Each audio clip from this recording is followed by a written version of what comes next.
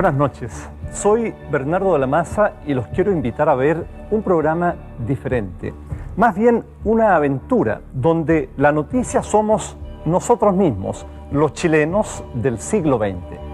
Esta serie es la historia de nuestro siglo, pero sobre todo es la historia de nuestros recuerdos y sueños más íntimos y también de los hechos y personajes que marcaron al país. Queremos recorrer con usted ese gran diario de vida que es nuestro pasado. Un diario que hemos escrito juntos y casi sin darnos cuenta a lo largo de 100 años. Acompáñenos y bienvenidos al siglo XX.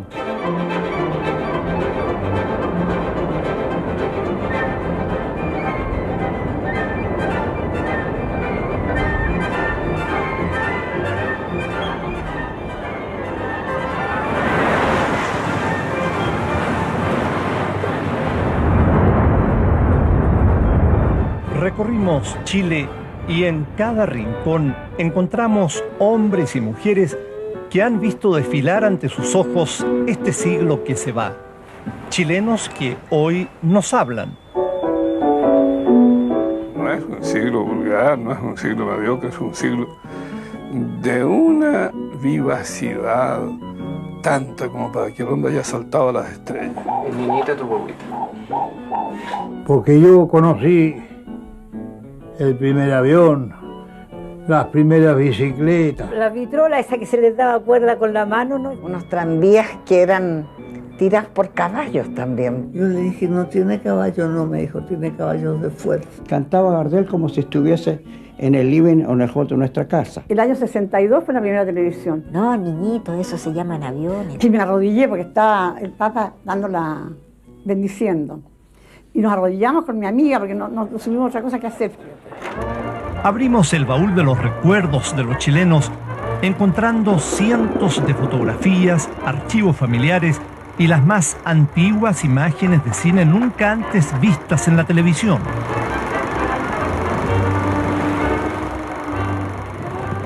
Somos hijos de este siglo y nos asombramos por los vertiginosos cambios que nos ha tocado vivir. Todos somos los protagonistas de esta historia. Yo nací en Santiago El 12 de agosto del 900. En un lugarcito que le decían Buil, que pertenece a la provincia de Yanquihue. Pero para adentro. En otro lado aquellos cerros. En nuestro siglo se unen quienes vieron con sus ojos el lejano año nuevo del 1900 y también aquellos que acaban de nacer y vivirán en el próximo milenio. Yo no soy retrógrado. Mi idea es que el mundo siga avanzando, ¿no? Siga avanzando. muy cambiado los tiempos de antes. Era otro país, era otra ciudad. A mí me gusta la vida de ahora. Ahora no se vive como antes. Se vive mejor. Aunque muchos digan que no. Se comerá menos, pero se vive mejor. Se vive mejor.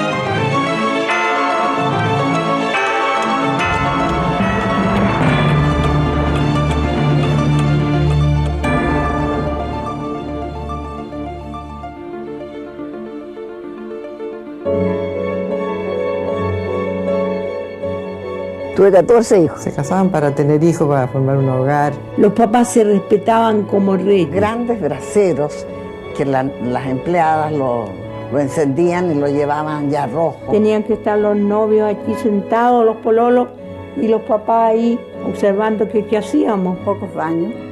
Era un lujo el baño. En esos años estaban los baños siempre al último. Y ahí teníamos en esa casa, mi padre nos hizo una tina grande como piscina. La famosa cazuela carbonada o albóndiga.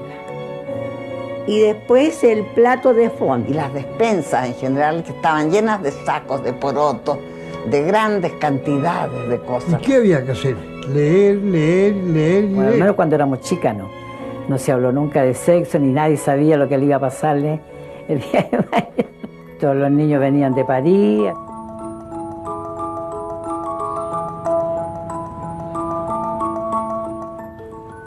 Rayen tiene un mes de vida, cumplirá un año en el 2000 y será una mujer del siglo XXI. Esta niña, al igual que el 99% de los recién nacidos en Chile, vino al mundo mediante un parto asistido profesionalmente. Rayen es una niña sana, como la mayoría de los chilenos que nacen ahora en las postrimerías del siglo. Hace 100 años su situación podría haber sido muy distinta.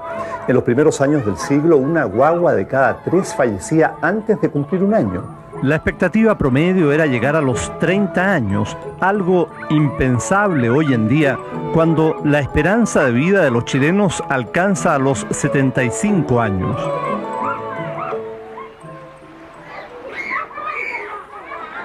No es que ahora no existan dificultades, los niños se enferman y la gente se muere, pero a principios de siglo nacer era realmente difícil y morir muy fácil. No, antes no había nada, no había luz, no había agua potable, no había nada. Incluso no había matrona, no había practicante, ni doctora, ni enfermero, nada. Las madres tenían sus hijos y la vecina iba a ir a atenderla. Habían viejitas médicas que la iban a buscar lejísimo y a caballo. Se demoraba hasta 2 días para ir a hacer un parto, por ejemplo. En el 1900 no existen los antibióticos y en los hospitales no hay maternidades. Los chilenos de entonces llegamos al mundo en casa.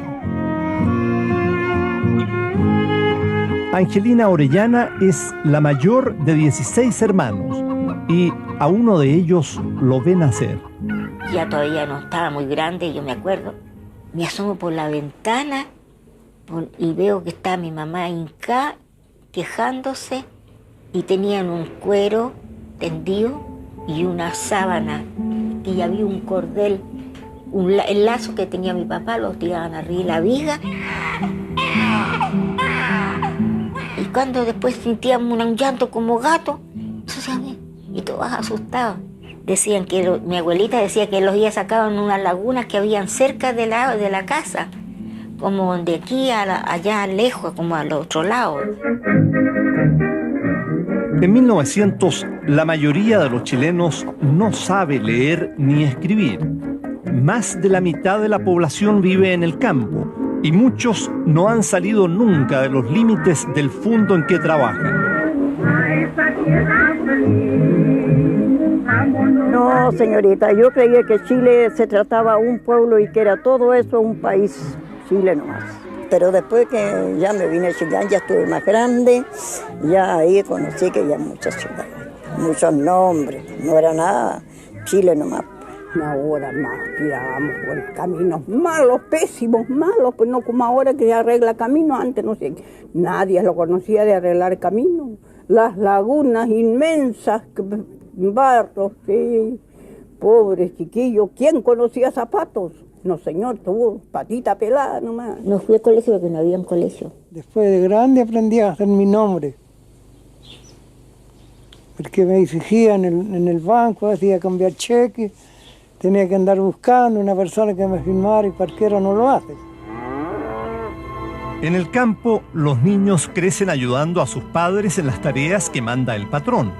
Generación tras generación, cada familia conserva su papel.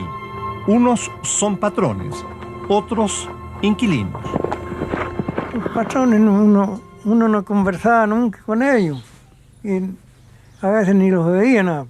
Los patrones eran un legal, muy buenos. Los patrones le dan regalía al obrero. A ellos no les importaba la enfermedad de uno ni una cosa, ni la pobreza. Le dan 3, 4 vacas, etcétera. Puede sembrar trigo, chacra, oveja, chancho. Todos muy contentos, todos trabajando, todos, a pesar de que muchas veces no tenían ni qué comer. Lo que al parecer nunca falta es algo que tomar. El alcoholismo ya es un vicio extendido y en la fiesta de la vendimia, ricos y pobres se juntan al calor de una generosa damajuana, aunque en ese entonces se celebra con mostos de muy dudosa calidad. Esta es una cepa que llegó hace relativamente poco tiempo a nuestro país, una cepa fina desde luego. A principios del siglo, en cambio, lo que se consumía en Chile era un vino proveniente de una uva común y corriente, de gusto un poquito aguado y pegajoso.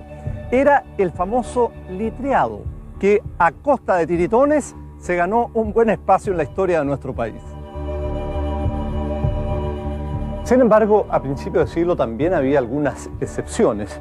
En muchas viñas se producían vinos excelentes, incluso antes del año 1900, como ocurría, por ejemplo, en esta viña o en esta hacienda que habitualmente era centro de reunión y de grandes fiestas de lo que se llamaba la gente bien de nuestro país. En ese entonces, los ricos son pocos y concentran el poder político, tanto así que en 1901 el presidente Germán Riesco llega a La Moneda en una elección donde vota menos del 6% de la población. Es la era del parlamentarismo. Las facultades del presidente son escasas, casi decorativas frente al poder de los diputados y senadores. Los hombres más ricos del país usan barba y sombrero, compiten por algún sillón parlamentario y se sienten ciudadanos del mundo, parisinos sobre todo.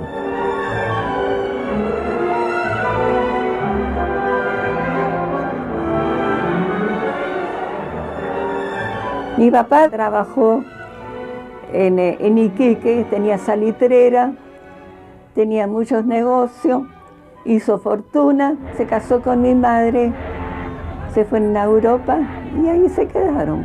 Nosotros fuimos trasplantadas. Las familias adineradas viajan a Europa, donde a veces se quedan años. Muchos niños crecen y se educan al otro lado del Atlántico. Y como teníamos una institutriz francesa, la Magdalena, la institutriz, estaba reemplazando a nuestros padres. Ella se encargaba de nosotros, de mis hermanos, de la casa, de todo.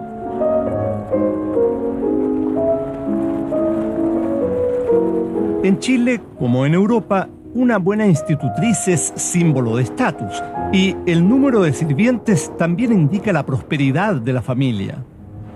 Pero había muchos empleados, a pesar de que mi casa no era de fortuna, ni cosa parecía, pero lo natural que hubiera una cocinera, una para el piso de abajo, una para el comedor. La mamá mía, se llama Trinidad, era de San Felipe. Llegó a la casa 2 días antes que yo naciera, contratada especialmente para que me cuidara. Y la nana estuvo sirviéndonos más de 60 años. Y la enterramos con un entierro de lujo, porque ella quería un entierro de lujo con misa. Y está en el mausoleo de mi padre, que es de mármol blanco. Están enterrados mi padre, mi madre y la nana.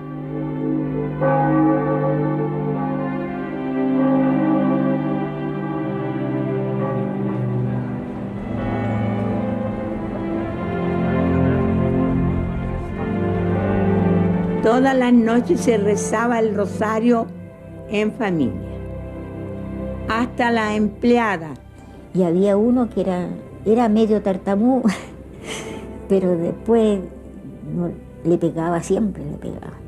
Decía, Padre Nuestro, y él decía, Pau Muerto. Era para la risa, que tentaba a todos los demás la risa. Y ella le pegaba por las piernas así, llorando, y decía, Pau Muerto. En el mundo, las mujeres se movilizan. Por primera vez, exigen ser consideradas en una sociedad manejada por los hombres y algunas están dispuestas a todo para lograr sus objetivos.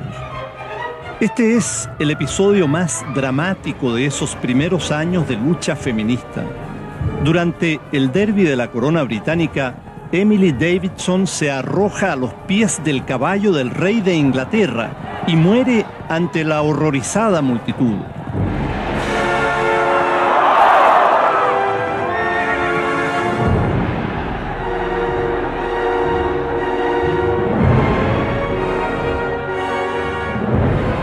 Su protesta da la vuelta al mundo y llega a Chile, pero aquí nada cambia. No pude estudiar, porque cuando yo dije que quería venir para acá a estudiar, que si acaso estaba loca, no se usaba. Y yo le pedí que me dejara estudiar medicina, me dijo, no, eso para una mujer no. Búsquese una carrera que esté relacionada con educación para el hogar, pero nada más. Pero toda regla tiene su excepción. En Chile, las jóvenes Eloísa Díaz y Ernestina Pérez logran ingresar a la carrera de medicina. En 1887, soportando crueles burlas y fuerte discriminación, se convierten en las primeras médicos cirujanos de Latinoamérica.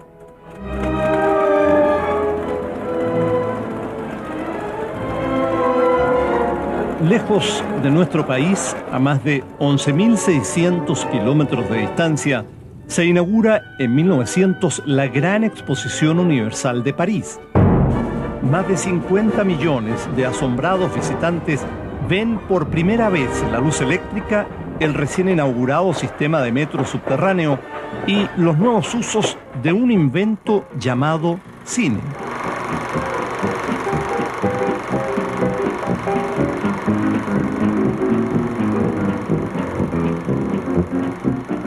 En Chile también soñamos con París y las maravillas del progreso. En septiembre de 1900 circula el primer tranvía eléctrico. Su recorrido va desde la Universidad de Chile hasta la Estación Central. El público aplaude entusiasmado a su paso. Pero a pocas cuadras del centro, el contraste es violento. No hay quien recoja la basura. Las aguas servidas circulan libremente por las acequias y el olor en algunas calles es insoportable. Mientras las familias acomodadas imitan las mansiones de la vieja Europa, los pobres viven hacinados en espacios minúsculos conocidos popularmente como piezas redondas, que no tienen ni ventilación ni ventanas. Vivíamos en un conventillo donde habían un solo baño para una infinidad de familias. Y se peleaban por el agua a paletazo limpio para poder lavar, porque no había más que una llave. Este es el Chile de 1900, a veces amable y a veces brutal. Pero el 31 de diciembre de ese año, ricos y pobres, hombres y mujeres, se vuelcan a las calles para recibir un nuevo siglo, llenos de esperanzas y de fe en el progreso ilimitado. Esa noche, el cielo de Valparaíso se ilumina con fuegos artificiales. Es la primera celebración del Año Nuevo en el mar.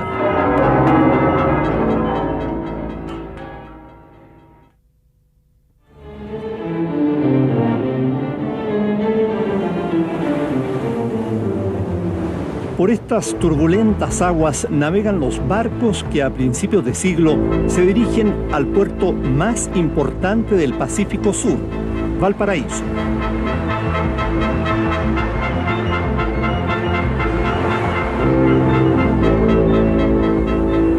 Cruzando el Cabo de Hornos o el Estrecho de Magallanes, arriban barcos mercantes, veleros y embarcaciones a vapor, como el Orcana, que en 1899 trae a bordo al fotógrafo norteamericano Harry Olds.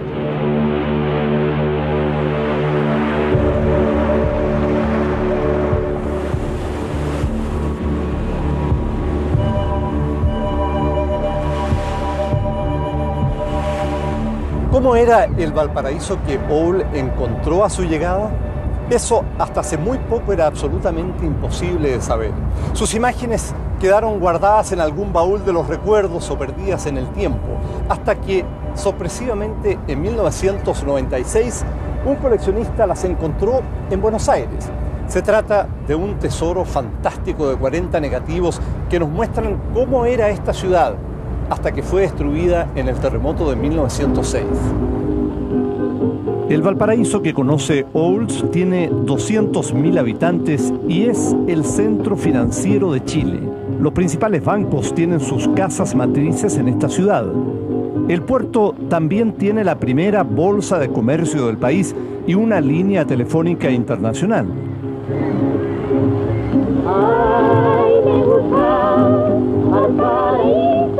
Aquí se practican también los primeros deportes introducidos por los extranjeros residentes. El primer equipo formal del fútbol chileno se llama el Valparaíso. Después nace el Wanderers.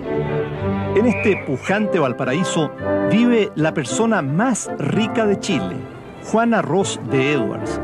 Es considerada una excéntrica, ya que ha hecho un voto de pobreza y dedica su tiempo y fortuna a crear hospitales y asilos.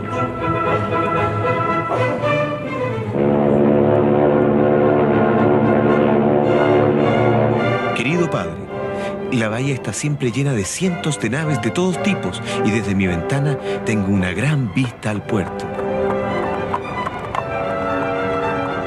Las principales casas comerciales aquí están en manos de ingleses y alemanes. Los ingleses son los más engreídos que jamás he conocido, muy importantes, y se imaginan que controlan el universo.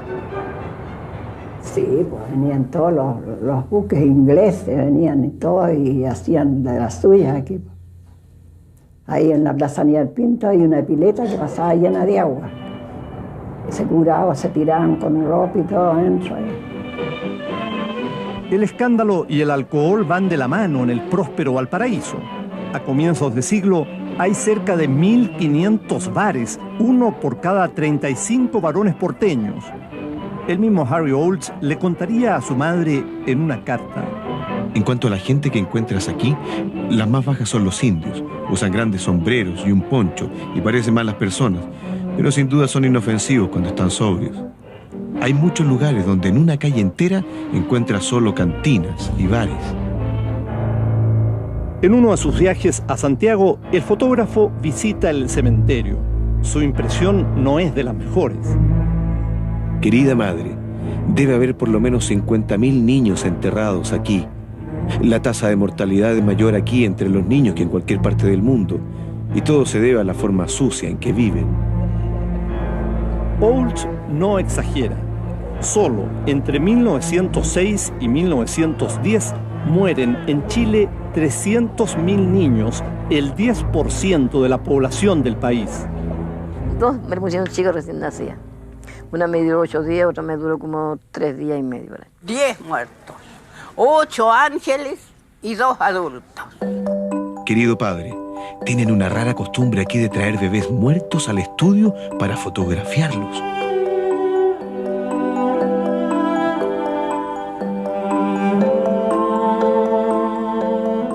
El velorio, según si era chiquitito, lo sentados le ponían algo blanquito, una alba que llaman, y con velita, y sentadito, con unas alas blancas, y la mesa por los lados estaba alrededor de vasos que toda la noche habrían tomado vino los papás, los parientes. Querido padre, tuvimos otro fuerte temblor la otra noche. Me despertó. Pensé que era alguien que me estaba moviendo mi cama, pero no duró más que unos segundos. Claro que nunca se sabe cuán severo va a ser. Mientras tanto, 3 sangrientos asesinatos aterrorizan a Valparaíso. Las víctimas son conocidos comerciantes porteños. El victimario, un extranjero singular, Émile Dubois. Cuando el juez le toma la declaración, Dubois se define como francés, soltero, 38 años de edad, mendigo. Émile Dubois fue un asesino que mató a un pariente de mi padre.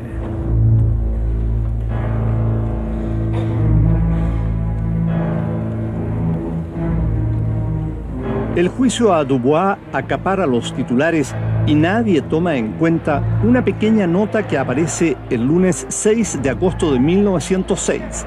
En ella, la Dirección del Territorio Marítimo anuncia fenómenos atmosféricos o sísmicos para el próximo jueves 16. Ya habíamos comido, me acuerdo. Fue como a las 8:30 de la noche. Me mandaron a acostar y por supuesto que no me fui a acostar. Pues. Llovía chuzos. Teníamos un tío que vivía con nosotros y llegó de la calle y le decía, es terremoto, es terremoto. Toda la gente corría por las calles como loca, gritaba. Mi padre nos agrupó debajo del umbral de una puerta del dormitorio de ellos y dijo que no nos moviéramos de ahí, oye.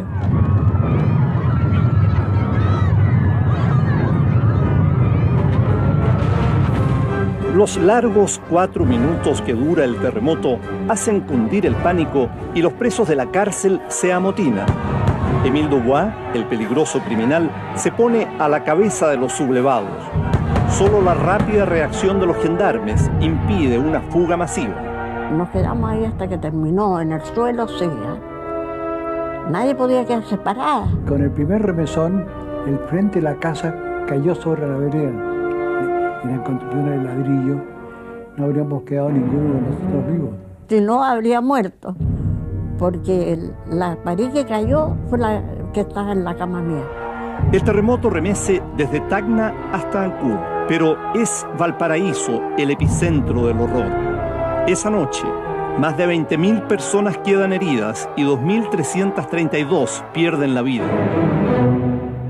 Como el alumbrado era a gas, vino el terremoto, se reventaban las callerías. Empezó luego los incendios, se quemaba todo Valparaíso. Y esa cuestión de que estaba tendido en el suelo, acostado, mirando el cerro y viendo los incendios, lo recuerdo perfectamente bien. Entonces a mí me afectó, porque yo quedé enferma después de eso. Dicen que en la noche que veía siempre, tenía como pesadilla y siempre era con incendio. Durante 24 horas, Valparaíso permanece aislado y el resto del país ignora la magnitud de la catástrofe. Los aterrados porteños, empapados por la lluvia, lo han perdido todo y deambulan por las calles. Pronto empieza el pillaje. Entre los escombros, los desalmados despojan a las víctimas. Algunos les cortan los dedos a los cadáveres para apoderarse de sus joyas. El capitán de navío Luis Gómez Carreño se hace cargo de la situación, decreta el toque de queda y restablece el orden a sangre y fuego. Y fue de una severidad terrible. Aquel individuo que encontraba robando lo mataba ahí mismo. Pero ya habían robado mucho ya por ahí. Las personas que quedaban en la calle y botadas. Fue terrible.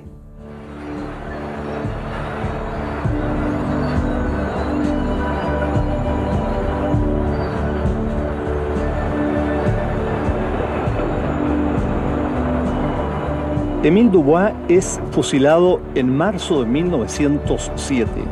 Aunque sus restos fueron lanzados a una fosa común, hasta hoy su animita es visitada por cientos de devotos en el cementerio 3 de Playa Ancha.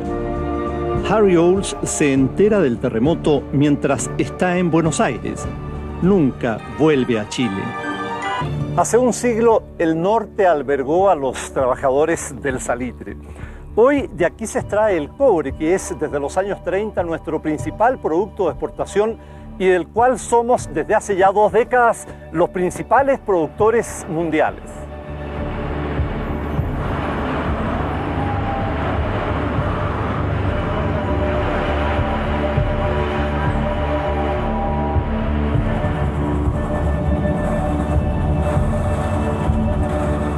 En el año 1900, la mayoría de los chilenos vivía y trabajaba en los campos, a pesar de que la gran riqueza del país estaba en el norte, con el salitre.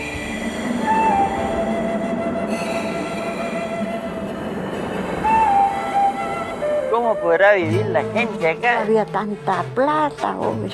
Tanta. Esta tierra tenía un embrujo. Tomaba más que champán francés. Un traje largo. Y era otra clase, otro modo de ser. Hacia 1900, miles de chilenos se dirigen al norte en busca de prosperidad, trabajo y una nueva vida. Son hombres rudos que, en medio del desierto más seco del mundo, buscan la tierra prometida. Toda la gente que trabajó aquí en La Pampa fueron sureños. Los nortinos fuimos los hijos de los sureños. Porque una vez me dije en Santiago que todos éramos negros acá. Mire, le dije yo, ¿dónde está la negrura? Le dije yo.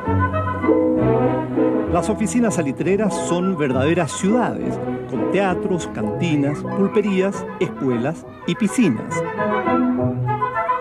Por necesidades tuve que ir a trabajar a una oficina yo. Pero dije, trabajo 2 meses, junto el pasaje y me voy. Tuve 10 años. ¿Cómo lo pasaría en 10 años?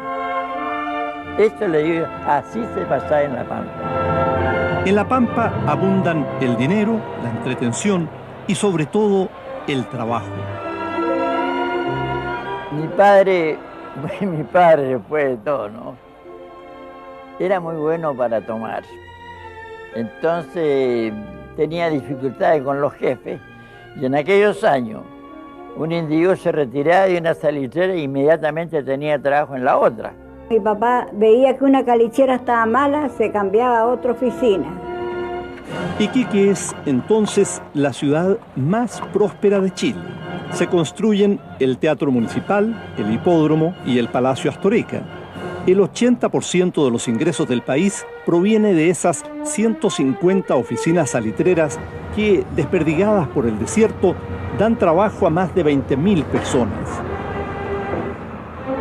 2/3 de las salitreras son propiedad de extranjeros, especialmente ingleses y alemanes. También el comercio florece en manos de inmigrantes. Entonces en este pueblito llegó un señor, instaló un almacencito. Llegó otro, instaló otro, y así fueron instalando negocios, chinos especialmente, chinos, españoles, yugoslavos, turcos árabes. Ah, y los chilenos, las chilenas lo que pusieron fue la casa de remolienda. Es el negocio de los chilenos.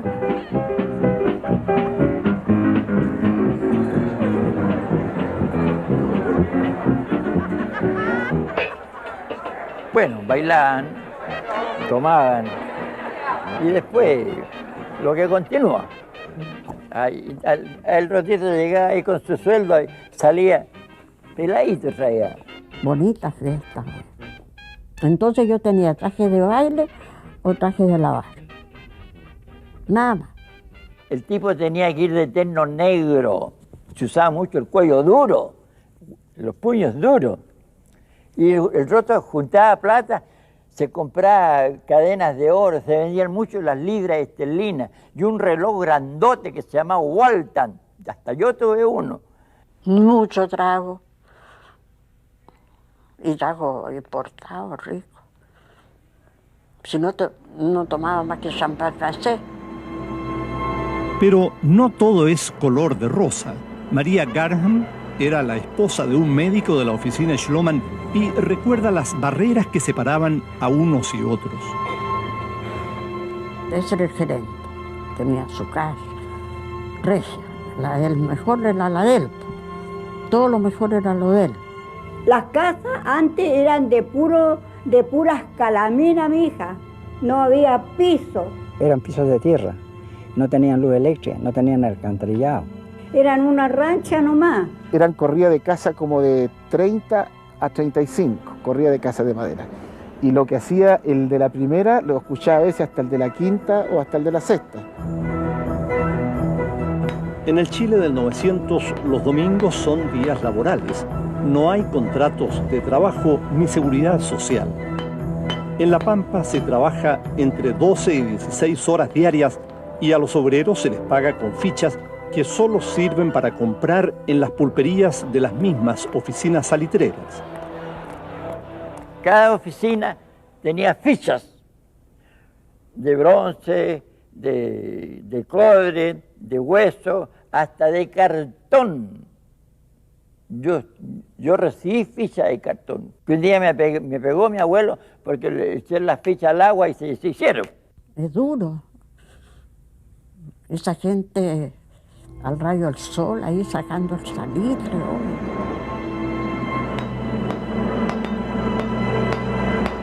A veces no alcanzaba a arrancar el hombre y explotaba el tiro y le va. Imagínense un tiro donde le ponían 2 sacos de pólvora, 2 sacos grandes de 80 kilos, 160 kilos, y explotaba para hacer tremendo tiro al terreno. Así que a la redonda a veces había gente y el que estaba cerca lo hacía tiro.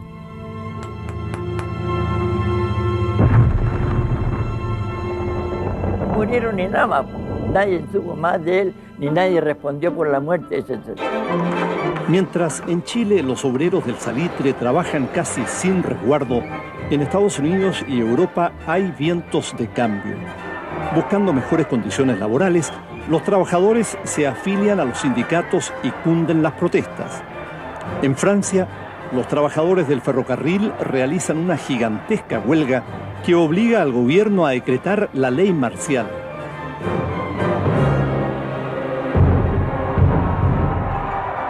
Esos vientos de cambio también llegan a Chile. El líder obrero, Luis Emilio Recabarren, recorre el Norte Grande, imprime diarios y revistas, organiza mitines y reivindica los derechos laborales de los trabajadores. A partir de 1900, Chile tiene, a lo menos, una gran huelga cada año. Pero la gran prueba de fuego para los obreros del salitre tendrá lugar en Iquique en el año 1907.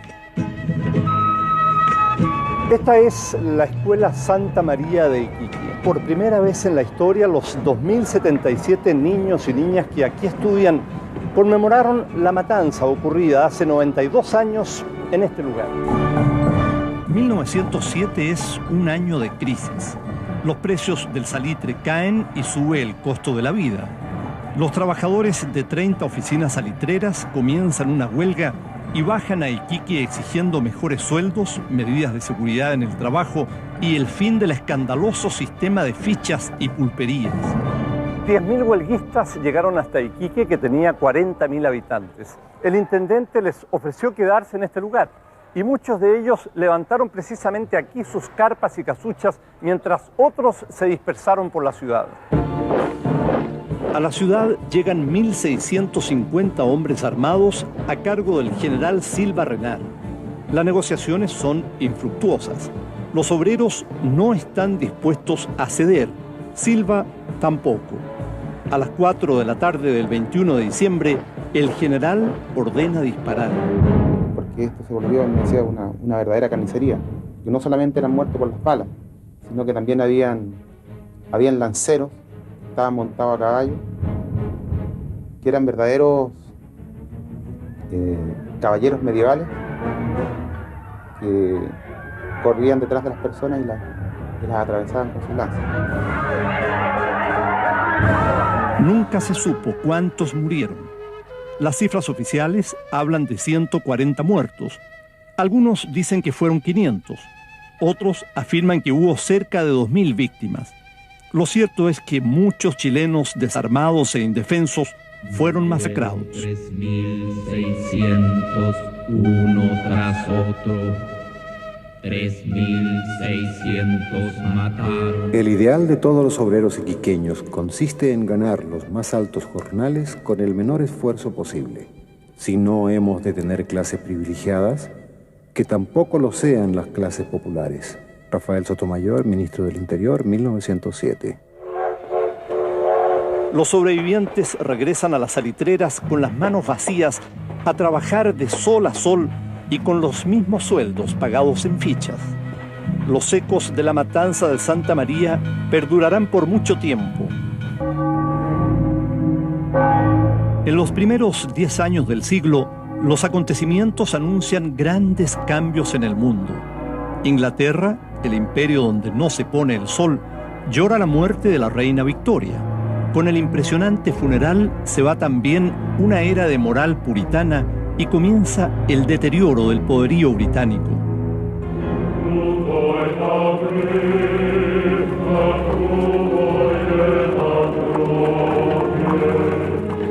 En 1905, miles de trabajadores rusos se rebelan contra el zar Nicolás II exigiendo mejoras sociales. Es el primer golpe al poder absoluto que rige a la Rusia imperial. 12 años más tarde, el zar y su familia serán fusilados y se instalará un régimen comunista en el poder. En Alemania, el imperio encabezado por el Kaiser Guillermo II se transforma en una potencia mundial y busca arrebatarle el predominio a Inglaterra.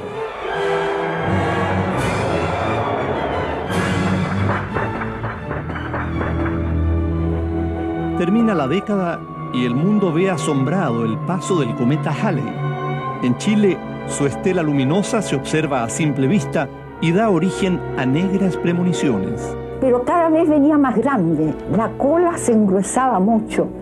Y nosotros lo veíamos también, no necesitábamos anteojos ni los aparatos modernos que hay ahora. Nosotros lo veíamos con nuestro ojo, pero tan nítido, tan cerca de la Tierra, que era un susto muy grande. La prensa empezó a decir que el cometa venía con malas intenciones, que sería el fin del mundo.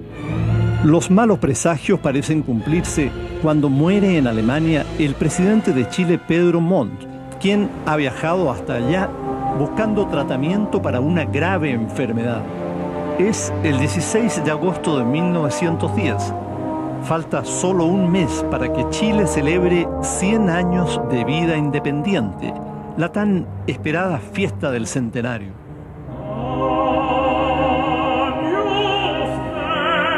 Después de un largo viaje, sus restos llegan a Valparaíso.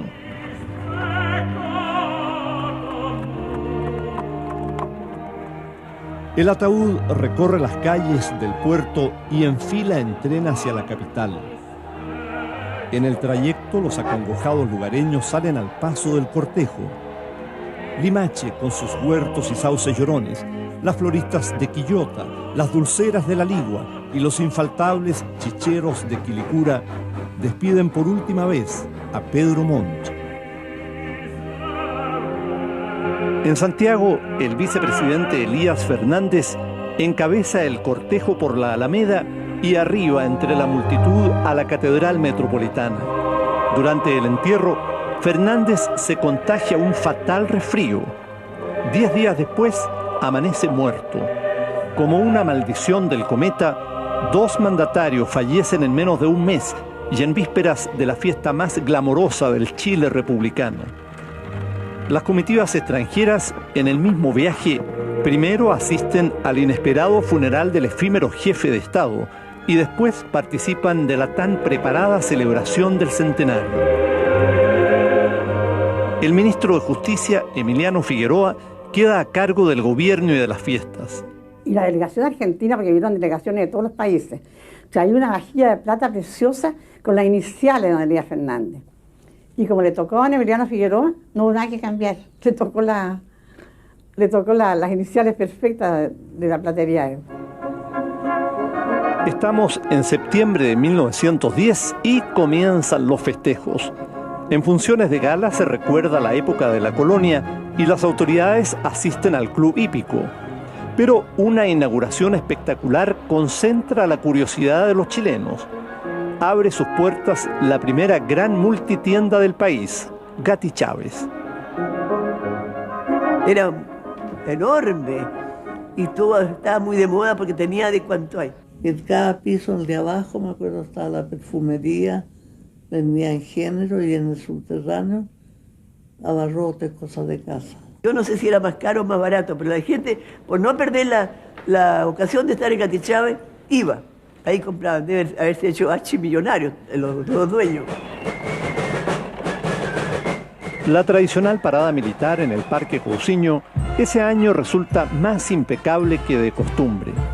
La presiden los jefes de Estado de Chile y Argentina, que aplauden entusiasmados una novedosa presentación de gimnasia.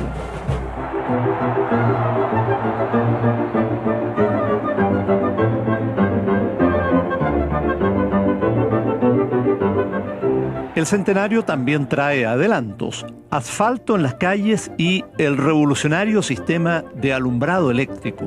El centenario vino a haber mucho progreso, entonces fue muy lindo porque todas las calles estaban iluminadas. Se puso luz eléctrica por primera vez en la casa, que era alumbrada con gas. Las lámparas se transformaron en lámparas de eléctrica. El progreso no se detiene. En las chacras de Ñuñoa, César Copeta y su biplano son los protagonistas de un suceso inédito, el primer vuelo en cielo chileno.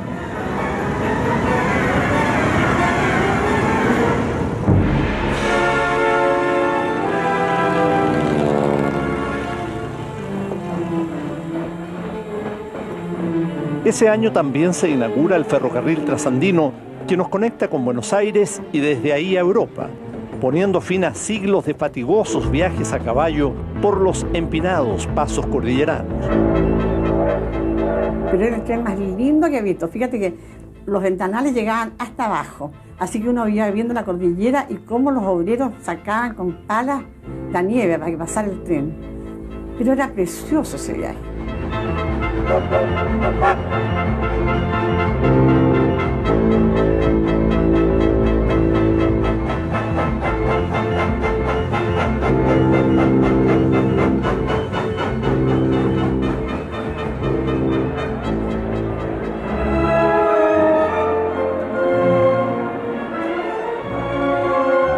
El Palacio y Museo de Bellas Artes, que se había empezado a construir 5 años antes, abre sus puertas con una exposición que trae 2.000 pinturas y esculturas de todo el mundo. El Parque Forestal es herencia de estas fiestas, al igual que la Plaza Italia, que en 1910 marca el límite de la ciudad. A un costado se encuentra la estación de trenes Pirque. Más allá, hacia la cordillera, solo hay chacras y fundos donde se celebra el centenario con ponche en leche, cola de mono, champán o mistelas caseras. En esa época los chilenos pensábamos que había buenas razones para celebrar. Las instituciones de la República funcionaban bien y la economía estaba viviendo años de gran prosperidad. Sin embargo, entre celebraciones e inauguraciones como la de nuestra querida Plaza Italia, hoy tan congestionada, comenzaron a escucharse las voces de algunos críticos que decían que en realidad Chile no tenía nada que celebrar. En el espectacular glamour del centenario no es oro todo lo que brilla. Muchos intelectuales y escritores de la época denuncian la entrega del país a intereses extranjeros, la ineficacia del régimen parlamentario y las enormes desigualdades sociales. Luis Emilio Recabarren, fundador del Partido Obrero Socialista, sentencia: en estas fiestas, solo los ricos tienen algo que celebrar. A pesar de las críticas, el chileno festeja con bailes y cuecas hasta que las velas no ardan, como los vemos aquí en estas imágenes de 1910 en el entonces Parque Cousiño, antecesor de nuestro actual Parque O'Higgins.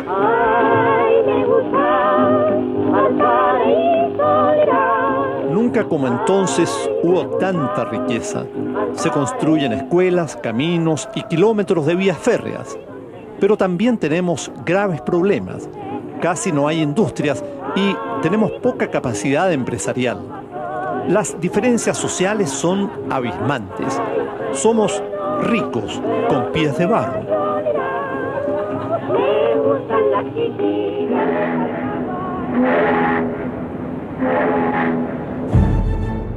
En 1912, el Titanic se prepara para zarpar. Es el barco más grande y lujoso que surca los mares. Sus constructores dicen que es imposible que se hunda. El verdadero Titanic que acabamos de ver se hundió minutos antes de la medianoche del 14 de abril de 1912. Fue un golpe para todos quienes pensaban que el progreso elevaría al hombre a la condición de un dios y le daría las herramientas para doblegar a la naturaleza y ponerla a su servicio. El Titanic chocó con un iceberg y en menos de 3 horas se hundió cuando navegaba desde Southampton, en Inglaterra, por el Atlántico Norte hacia Nueva York. De los 2.220 pasajeros, murieron más de 1.500. Después de la catástrofe, el asombro y el pesimismo tocaron los corazones de los europeos, los norteamericanos y también los chilenos que seguimos paso a paso la noticia. Era como si el hundimiento del Titanic, el barco más portentoso que se había construido nunca, fuera el presagio de que algo peor vendría. 2 años después estalla la Primera Guerra Mundial. La historia nos demostrará que el desarrollo tecnológico no solo significa una ayuda para el hombre, también sirve para destruirnos.